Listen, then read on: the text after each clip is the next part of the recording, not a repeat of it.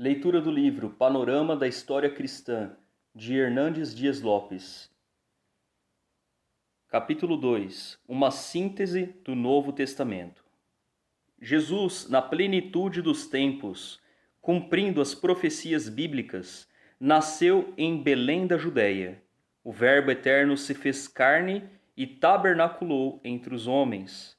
Ele habitou entre nós, cheio de graça e de verdade.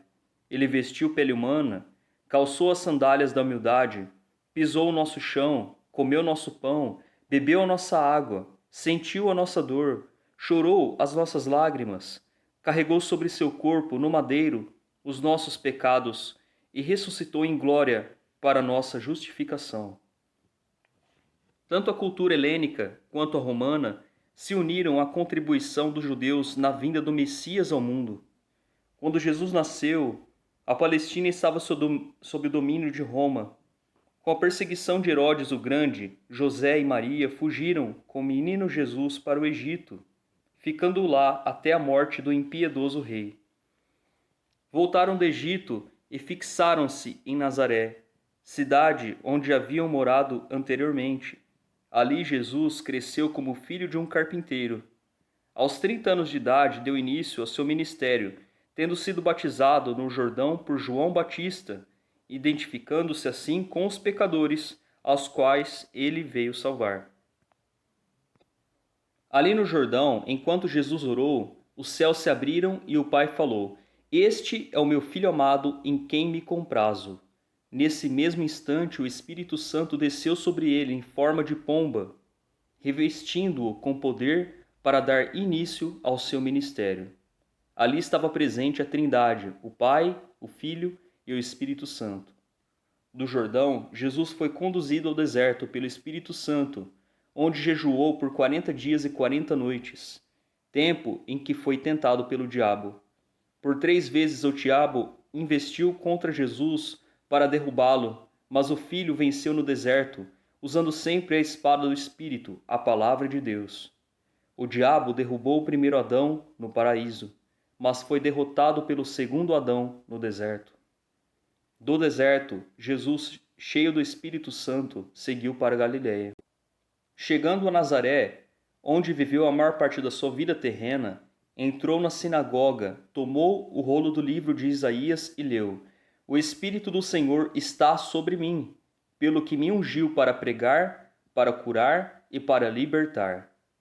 Jesus chamou 12 homens, aos quais deu o nome de apóstolos, investindo a maior parte do seu tempo para treiná-los e discipulá-los. Percorreu a Galiléia, a Pérea, Samaria e a Judéia. Pregou nas cidades, nas vilas e nos campos. Pregou nas sinagogas e no templo. Pregou ao ar livre, na praia e também nos lares. Pregou a multidões e também a pequenos grupos. Jesus andou por toda parte fazendo bem e libertando todos os oprimidos do diabo. Curou os enfermos, alimentou os famintos, deu vista aos cegos, aprumou os paralíticos, fez andar os coxos, deu audição aos surdos, purificou os leprosos, libertou os possessos e ressuscitou os mortos. Foi a suprema revelação de Deus aos homens. Recebeu o nome de Emanuel, Deus conosco. Ele é o próprio Deus manifestado em carne. Jesus veio com uma missão definida, morreu por todos nós. Morreu por todos aqueles que o Pai lhe deu. Ele nasceu para morrer, ele morreu para que pudéssemos viver. O apóstolo foi enfático em dizer que ele morreu pelos nossos pecados, segundo as Escrituras, foi sepultado e ressuscitou ao 3º dia, segundo as Escrituras, como está escrito em 1 Coríntios, capítulo 15, versículo 3 e 4. Sua morte não foi um acidente, nem sua ressurreição uma surpresa.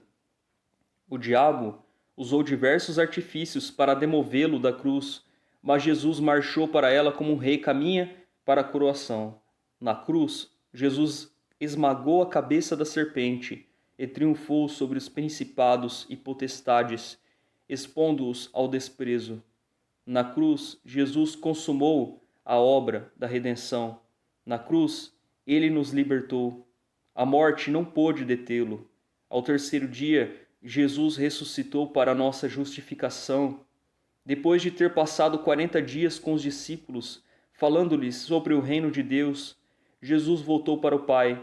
Antes de subir aos céus, porém, instruiu os discípulos a permanecerem em Jerusalém, aguardando a promessa do Pai, até que fossem revestidos de poder.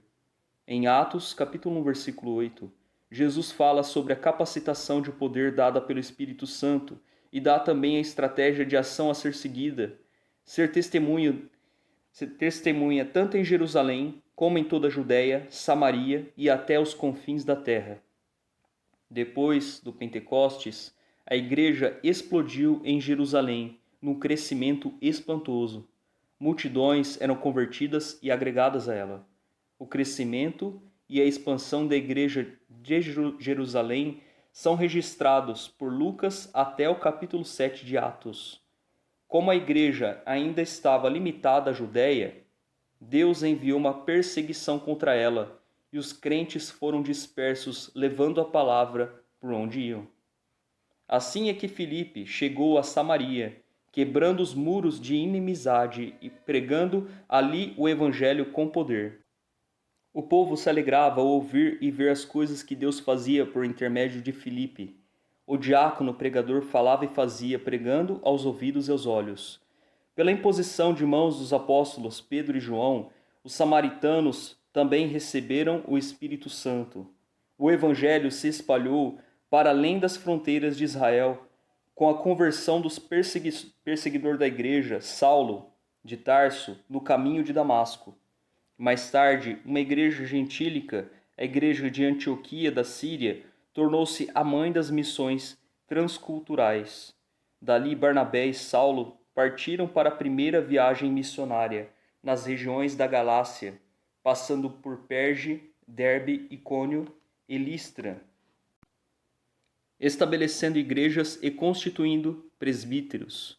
Na segunda viagem missionária, Paulo e Silas, por orientação divina, foram para as províncias da Macedônia e Acaia, plantando igrejas em Filipos, Tessalônica, Bereia e Corinto. De Antioquia, da Síria, Paulo escreveu a carta aos Gálatas e de Corinto as duas cartas aos Tessalonicenses. Na terceira viagem missionária, Paulo visitou a província da Ásia Menor, permanecendo 3 anos em Éfeso, a capital da província, de onde escreveu as duas cartas à igreja de Corinto. Nessa cidade cosmopolita, de mais de 300 mil habitantes, havia o templo da deusa Diana, um palácio de mármore 4 vezes maior do que o Partenon de Atenas, uma das 7 maravilhas do mundo antigo. Nos anos que Paulo passou na capital da Ásia Menor, igrejas foram plantadas em toda a província, como as de Esmirna, Pérgamo, Tiatira, Sardes, Filadélfia, Laodiceia, Colossos e Hierápolis. Em virtude da fome que assolou o mundo no tempo do imperador Cláudio, os judeus foram expulsos de Roma. Citação em Atos, capítulo 18, versículo 2. Paulo, então, faz uma grande coleta entre as igrejas gentílicas para levar aos pobres da Judéia. Ao embarcar rumo a Jerusalém, comunicou aos presbíteros de Éfeso que, de cidade em cidade, o que lhe aguardavam eram cadeias e tribulações. Não obstante, não levava em conta sua própria vida para cumprir seu ministério de anunciar o evangelho da graça de Deus. Antes de embarcar para Jerusalém, escreveu sua mais robusta epístola, a Carta aos Romanos, onde compartilhou seu desejo de visitar a capital do império e repartir com a igreja a palavra, sendo por ela enviado até a Espanha. Mesmo levando significativa ajuda financeira aos pobres da Judéia, Paulo foi preso em Jerusalém e dali transferido para Cesareia, onde foi acusado durante 2 anos pelos judeus sob a égide dos governadores Félix e Festo. Em face da tendência de Festo de entregá-lo nas mãos do Sinédrio, que planejava sua morte, Paulo, usando os privilégios de sua cidadania romana, optou por ser julgado em Roma. Na viagem para a capital do império, enfrentou um terrível naufrágio. O navio se despedaçou por inteiro, porém todos os passageiros e tripulantes foram salvos miraculosamente, conforme promessa de Deus a Paulo.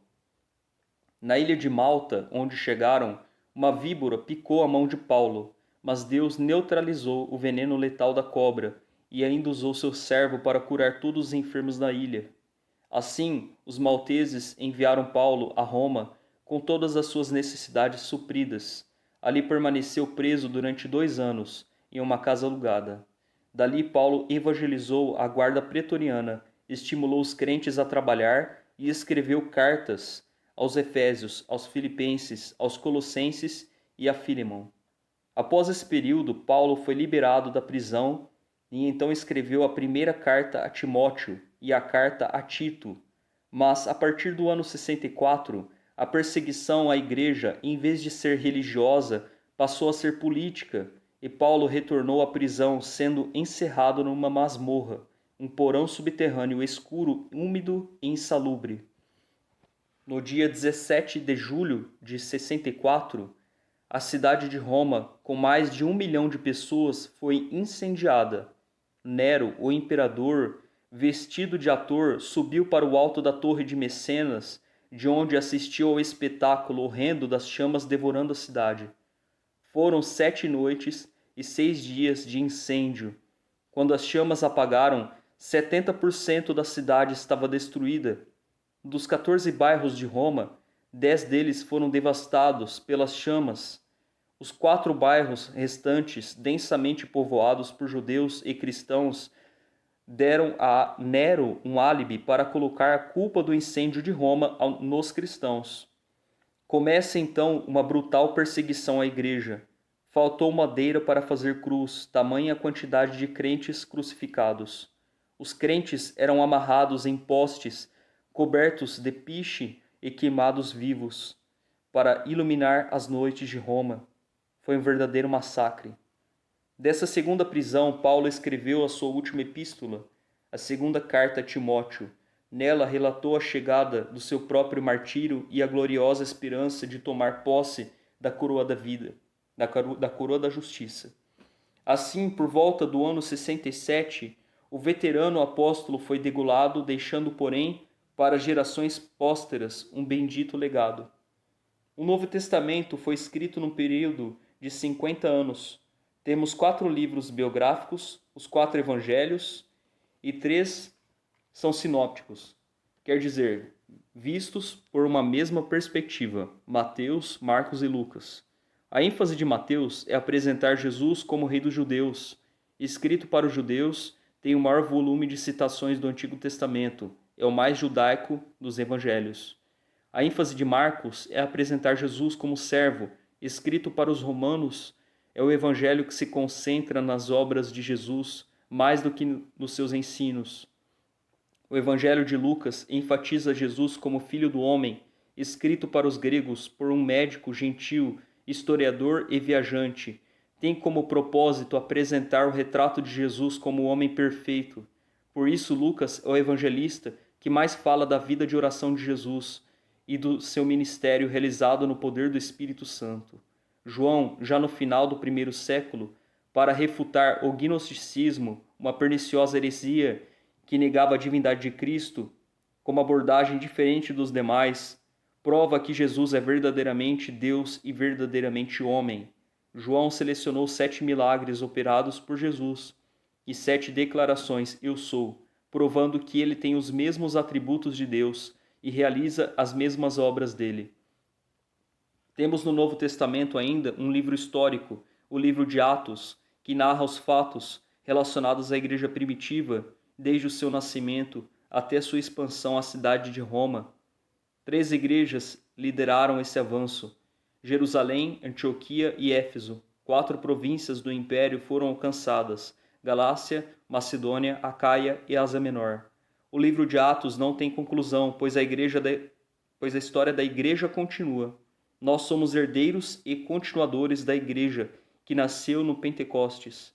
Temos também as cartas do apóstolo Paulo às igrejas de Roma. Galácia, Éfeso, Filipos, Colossos e Tessalônica, bem como suas cartas pessoais a Timóteo, Tito e Filemon. Temos outro sim, uma carta enviada aos judeus que estavam sendo tentados por causa da perseguição, a retroceder na fé, que é a carta aos Hebreus, de autor desconhecido. Temos ainda as cartas gerais escritas por Tiago, Pedro, João e Judas. Finalmente, temos um livro escatológico, o Apocalipse, que narra a vitória triunfal de Cristo e de sua igreja, escrito pelo apóstolo João na ilha de Patmos por volta do ano 96.